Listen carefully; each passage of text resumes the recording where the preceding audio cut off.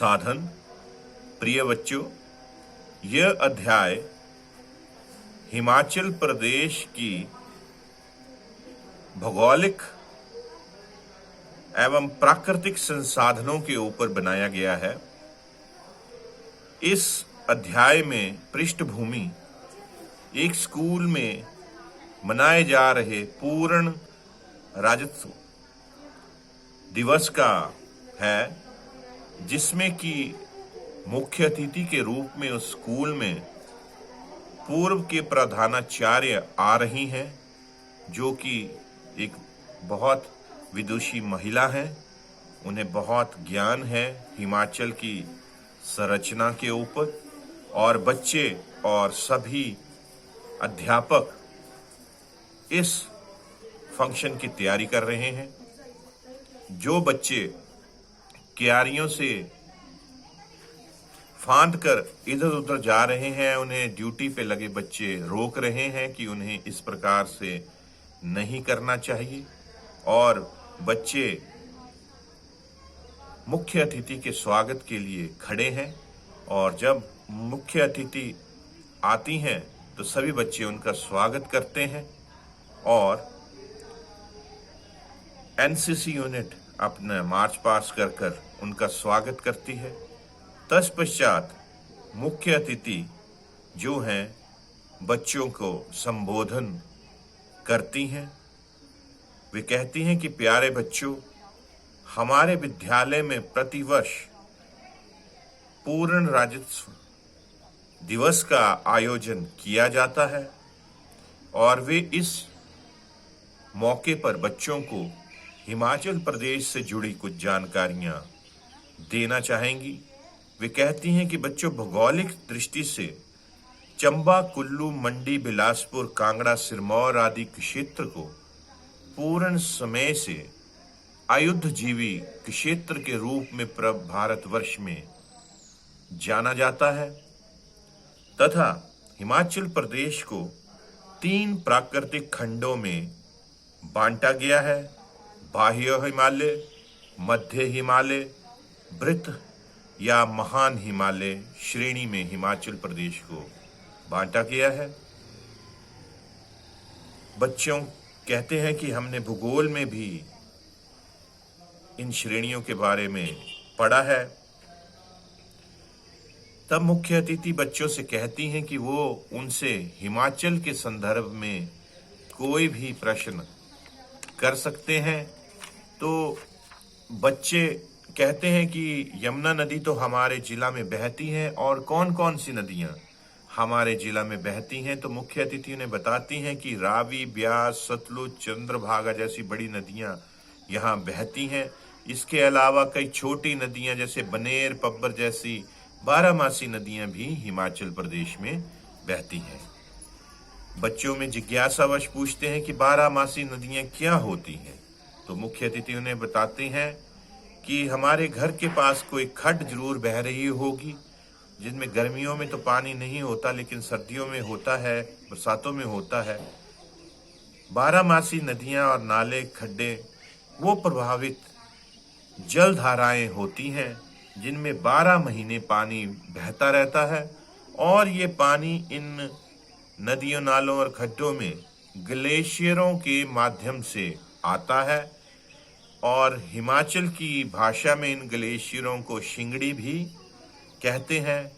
Him नदी से रिसने वाला पानी हर नदियों में बहता है। फिर वे उन्हें बताती हैं कि ये नदियां कहाँ से निकल रही हैं। रावी कांगड़ा जिला के बड़ा भंगाल क्षेत्र से निकलती है। ब्यास नदी रोहतांग दर्रे के पास ब्यास कुंड से, सतलुज नदी मानसरोवर से, यमुना नदी यमुनोत्री उत्तराखंड से निकलती है। इस तरह कुछ अन्य सहायक नदियां तथा खड्डे भी छोटे छोटे हिमनदों से निकलती हैं। इसके पश्चात मुख्य अतिथि उन्हें गद्दी जाति के लोगों के बारे में बताती हैं, और कहती हैं कि गद्दी जाति भेड़ बकरियों के साथ पहाड़ों से मैदानों में आती जाती रहती हैं। जब पहाड़ों पर सर्दियों के मौसम में भारी मात्रा में हिमपात हो जाता है और पशुओं को चारे का अभाव होता है, तो ठंड में ये गद्दी प्रजाति ऊंचे पहाड़ों से मैदानी इलाकों को जाती है एवं चलते चलते ये रास्ते में पत्थरों से अपने रास्ते का निशान भी लगाती जाती है। और पर्वतारोही एवं भूगोलवेता वे इन्हीं दर्रों से एक स्थान से दूसरे स्थान पर जाते हैं, आनंद करते हैं, अध्ययन करते हैं। इन क्षेत्रों की नई नई जानकारियां हम तक पहुंचाते हैं।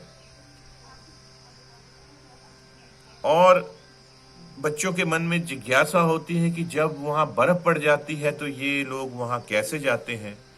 तो मुख्य अतिथि उन्हें बताते हैं कि पर्वतारोही संस्थानों की मदद से व साहसिक पर्यटक संस्थानों की मदद से ये लोग इन ऊंचे स्थानों में जाते हैं और कई विदेशी मेहमान भी हमारे प्रदेश में आकर इन स्थानों पर जाते हैं, जिससे प्रदेश को एक महत्वपूर्ण आय का स्रोत भी बनता है व दूसरे समाजों की संस्कृति सभ्यता का पता भी हमें लगता है।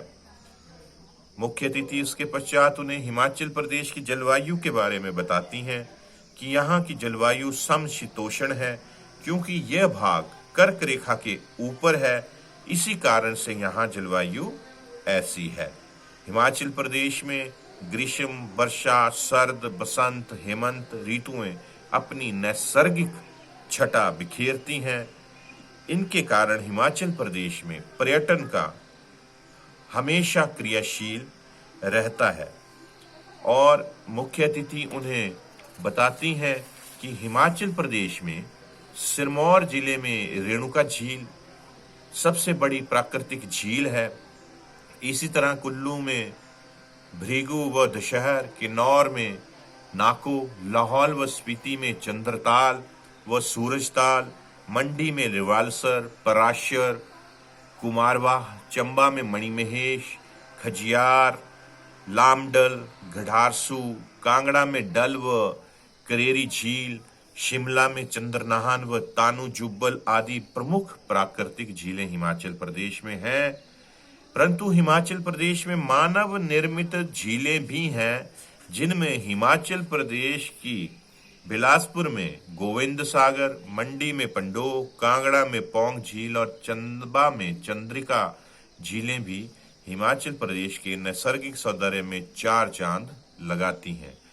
याद रखें बच्चों, हिमाचल की गोविंद सागर झील एशिया की सबसे बड़ी कृत्रिम झील है जो मानव निर्मित है। बच्चे उनसे पूछते हैं कि हिमाचल प्रदेश की घाटियों का राज्य भी कहा जाता है, तो जैसे कि कांगड़ा घाटी एक घाटी है और अन्य कौन कौन सी घाटियां यहाँ हैं, तो मुख्य अतिथि उन्हें बताते हैं कि हिमाचल प्रदेश में बहुत सी सुरमय एवं उपजाऊ घाटियां हैं। मंडी की बल घाटी, बिलासपुर की दावी घाटी, किन्नौर की रोपा घाटी, लाहौल स्पीति की पिन घाटी, सिरमौर की कायरदा दून घाटी व सोलन की कुनिहार घाटी आदि ऐसी घाटियां हैं। ये घाटियां सभ्यता व संस्कृति की केंद्र हैं।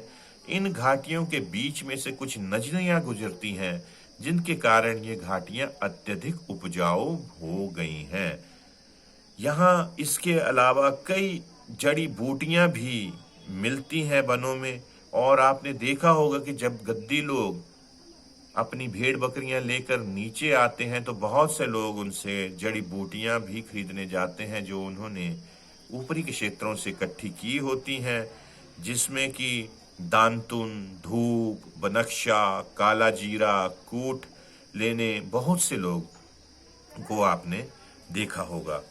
ये सब वो जंगलों से लाते हैं। इसके अलावा बनककड़ी, चरैता, कक्कड़ सिंगी, कूट, कशमल, बहना, बंसूटी, बरिया, रतनजोत, गुच्छी, हरड़, भेड़ा, आंवला, बेल, गुलज्जियां और अश्वगंधा आदि असंख्य जड़ी बूटियां हिमाचल प्रदेश में मिलती हैं। यहाँ अनेक प्रकार के वन पक्षी भी पाए जाते हैं, जिनमें जंगलों में चकोर, मोनाल, मोर, फनार, जजुराना, बटेर, कोलसा, तोता, उल्लू, तीतर, कोयल, कबूतर, गिद्ध, बाज, बुलबुल आदि पक्षी पाए जाते हैं। इसके अलावा जंगलों में कई जानवर जैसे गीदड़, सांभर, नीलगाय, चीतल, बनबिल्ला, भालू, बर्फानी तेंदुआ, लंगूर, बंदर, अस्कीम तथा उसी प्रकार से तंगरोल आदि जीव जंतु जो है यहाँ पाए जाते हैं। इस प्रकार से मुख्य अतिथि सभी बच्चों और मौजूदा अध्यापकों का शुक्रिया कर कर बच्चों को कहती हैं कि आपको ये जानकारी अच्छी लगी होगी। जय हिंद।